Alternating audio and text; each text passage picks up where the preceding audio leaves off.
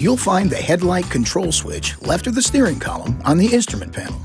Turn the control to the first position for parking lights. Turn to the second position for headlights. You can also turn the control to the auto position. In this position, the headlights will turn on or off automatically based on the surrounding light levels. The dimmer control switch controls your instrument panel lights.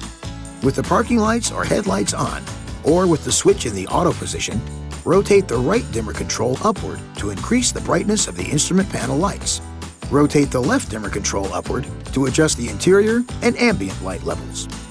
If equipped with cargo lights or trailer spotter lamps, you can turn them on or off by pushing the cargo lights button on the lower half of the headlight switch.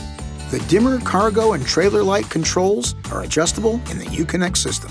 To activate the front fog lights, turn on the parking lights, low beam headlights, or put the switch in the auto position.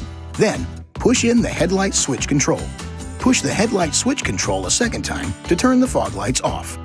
This video is not intended to take the place of your owner's manual.